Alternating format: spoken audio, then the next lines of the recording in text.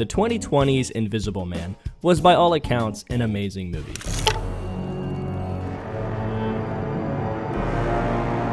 Although if you watched it, you might not have known that it was actually a remake of a much older movie by the same name from 1933, which was also based on a book from 1897, but that's besides the point. Before rewatching it though, I didn't remember much besides the main character being a and having pretty decent special effects for the time. I'll show you who I am and what I am. But now we're gonna find out pretty quickly that despite the movie literally being called The Invisible Man, this guy dominates every scene he's in. You're crazy to know who I am, aren't you? All right, I'll show you. The first scene of this movie gives me just one thought. What an introduction. Everyone in the bar is having fun, drinking beer, smoking cigarettes, and throwing darts. Just having a good time. And this guy bolts in like a badass wearing the most insane costume humanly imaginable. Oh my god, bro. Oh, hell no, man. What the fuck, man? Get your ass on, boy. And the first thing you notice is the guy's aura is insane. He walks across the screen and literally everyone just shuts up. Oh, hell no! He just kills the vibe of the entire room. If this guy gets near an empath, he's killing them with his vibes. They back away in fear of this man, and I mean I would too if I saw this guy looming at me from across the room. He honestly reminds me a lot of the guy from Hellboy, especially with those goggles, and I wonder if this was some type of early inspiration. So what does our main character want? Well, it's important to point out that this isn't just a bar, but also some type of hotel / guest house, I guess. Maybe that was a common thing in the 30s. Now this guy is about to ask for a room, a simple request, and the hostess, who's about to win the most annoying bitch in the world award momentarily, is all like, "Room? We ain't got no bloody room, you want a bloody room, you ain't gonna get one, we don't serve people in this time of year, only during the summertime." And he's like, "I don't give a f***, I want a room." You can get one ready. And the way he says this is just so menacing that she just has to do it for fear of her very life. Like bro just walks in, stares everybody down like a demon, and starts making demands like he owns the bitch. So our guy gets a hotel room that's nicer than most people's houses, and just stares out the window ominously. He's just standing there, menacingly. And you get the suspicion that perhaps he's being followed or on the run. And I gotta give another compliment to the costuming. This gives me really big Rorschach vibes. In the next scene, we get a big scoop of exposition.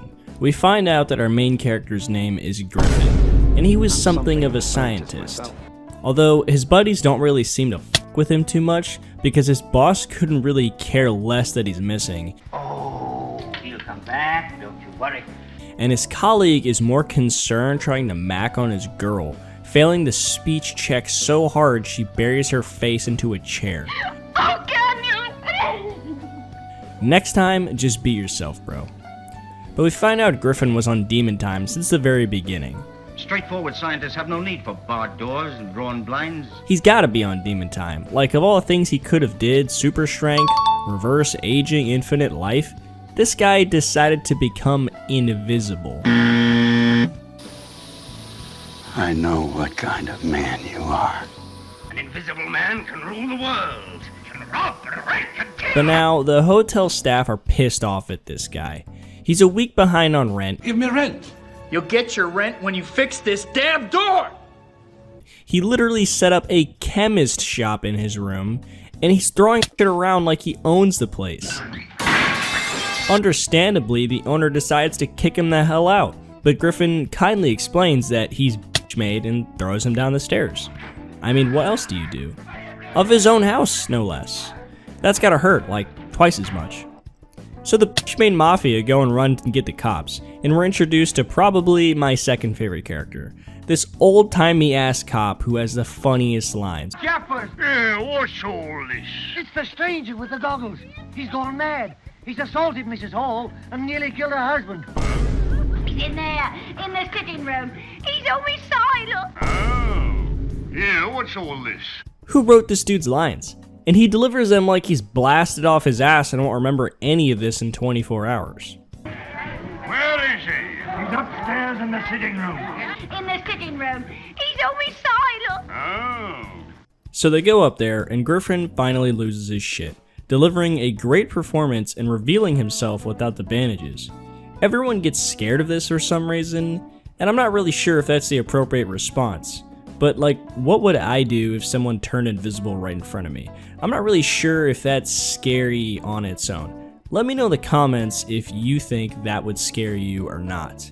But despite them all being scared just moments ago, the cop delivers the funniest line of the whole movie. He's invisible. That's what's the matter with him. Of course. It's genius.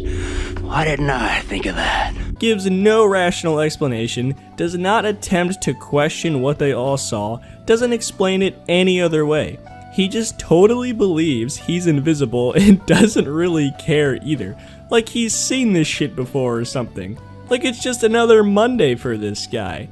Now, despite the fact Griffin can literally escape unharmed and basically unnoticed, he has to remind us again he is in fact on demon time.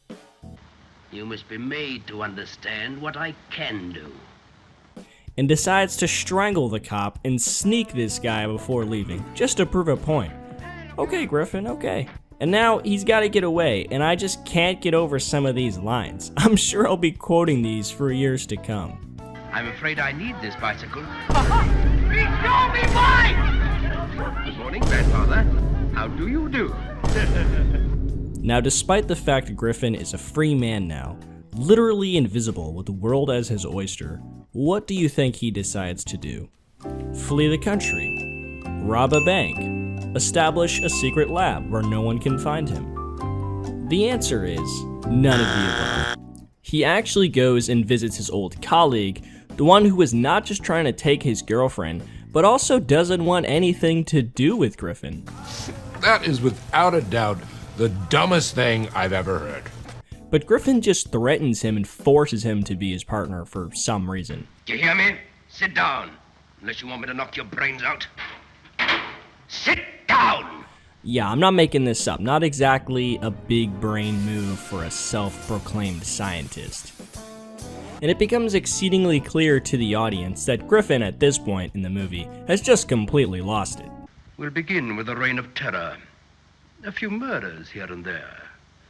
Murders of great men, murders of little men, just to show we make no distinction. He kind of just rambles on and begins to sound like a cartoon villain.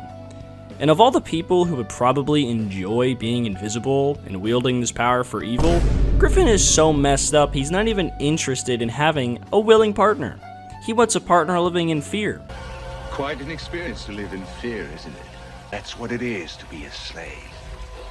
So after forcing his old colleague to be his partner against his will for some reason, the sheriff back at the village is level-headedly figuring out that there is no invisible man, adding some pretty realistic characters for once to this movie. I shall announce this evening that the whole thing's a hoax, and you'll be the laughing stock of the entire country.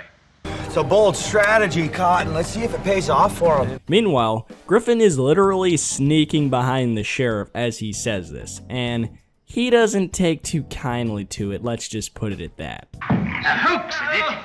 All a hoax! All a hoax! Hey, breathe, bro, breathe! So while Griffin goes to sleep like a baby after slaying a man, Kemp gets up and immediately goes and snitches to his old boss. Because, like, of course he would, that's the only logical thing to do. Not sure what Griffin was thinking.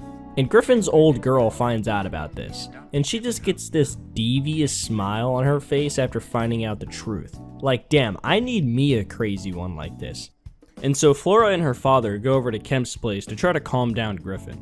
But like we said earlier, Griffin went off the rails a long time ago, and this is how bro is moving now. Don't you see what it means? Power. Power to rule, to make the world grovel at my feet. Even the moon's frightened of me, frightened to death. The whole world's frightened to death. Soon after this, though, Griffin starts to notice the cops are surrounding the place. And to his credit, honestly, he was pretty chill about finding out the fact that he's completely surrounded.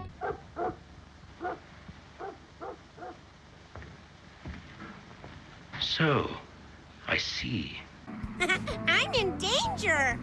Like, he legitimately does not perceive the cops as a threat whatsoever. But before he makes his escape, he looks Kemp him right in the face and tells him the exact date and time he will die. Believe me, as surely as the moon will set and the sun will rise, I shall kill you tomorrow night. At 10 o'clock tomorrow night, I shall kill you. Help! Help! Help me! And what follows after, well, you just gotta see for yourself.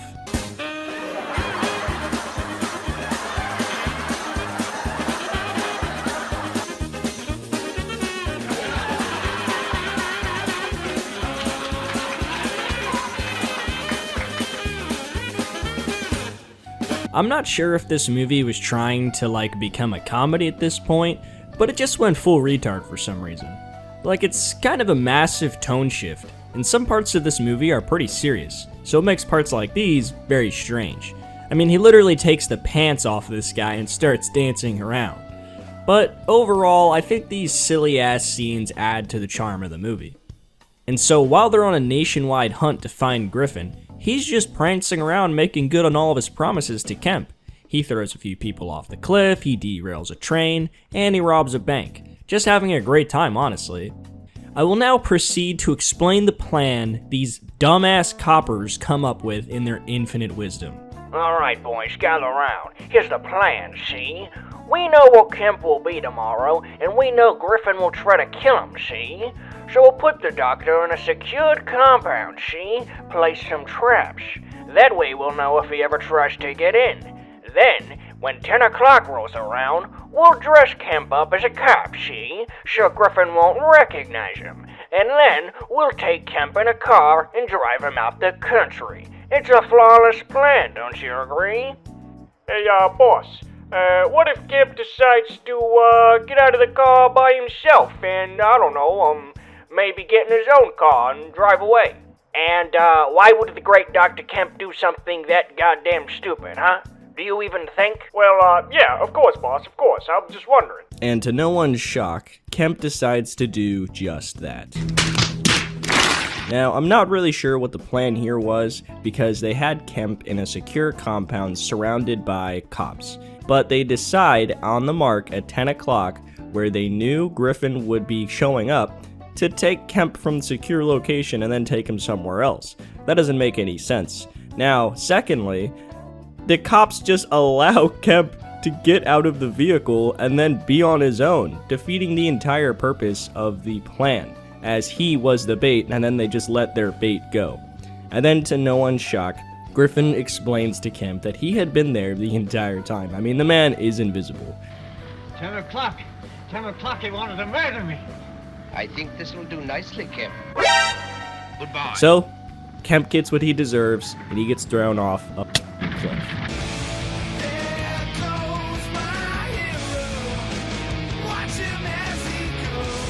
Honestly, can't say I really feel too bad for Kemp. He's kind of a dumbass. And with the wrapping up of Kemp's storyline, the movie moves into its final act. And I won't lie, the end of the movie is pretty underwhelming in my opinion. After killing Kemp, Griffin goes into a barn to go to sleep. Now this part doesn't make any sense to me because Griffin is invisible and has already explained that he can get his way into any building he wants. Power to walk into the gold vaults of the nations, into the secrets of kings. But let's just say maybe it's cold and he's tired, so he just goes into the closest thing he can find, which is a barn. Later, however, a farmer goes into the barn and notices this guy honk, shoo, me, like he pays rent or something.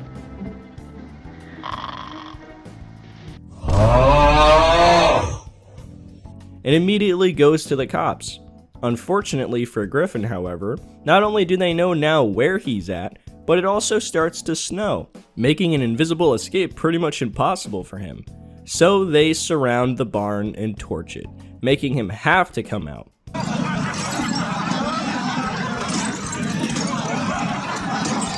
Then, well, they just cap his ass. There's no real big action scene or chase at the end, they just shoot him straight up.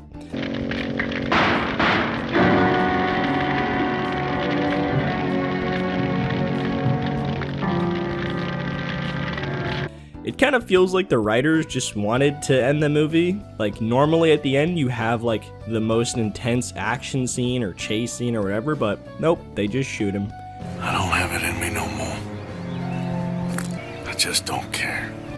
Now after Griffin gets shot, he doesn't die right then and there. They actually bring him to the hospital, and Flora and her father end up seeing him, and they have some final words. Now, what Griffin says is not deep by any means, but I do think it was a very well delivered line, maybe not the best written, but for some reason it just has a really good effect when he delivers it. I failed. I meddled in things that man must leave alone. This movie definitely would not be the same if it weren't for Griffin's voice actor. He definitely delivers all throughout this movie. Now, I never read the book, so I'm not sure if it's a lot better at setting up the characters than the movie, but I feel like the audience would have been affected by Griffin's spiral into insanity way more if they had established who he was before the whole invisibility. Like, maybe he had done some things for science, or he was a very generous and kind man, but the Monocaine just completely turned him wacko, so you kind of see the dichotomy. But instead, we only ever see him as the villain, but yet there's characters in the movie like the Doctor and Flora who still respect him despite the fact that he's murdered, like, I think over 120 people because of the train murder and the people that he threw off the cliff. It would also make more sense for Kemp to maybe trust him a bit more and maybe be a bit more complicit in helping him if we had known prior that Griffin was actually a very kind person before, so Kemp maybe had not yet realized the extent of Griffin's insanity and affliction. But all in all, I do give this movie a 7 out of 10. Let me know in the comments what you think of the movie, and let me know in the comments what you would like for me to review next or talk about next. But, as always, thank you for watching.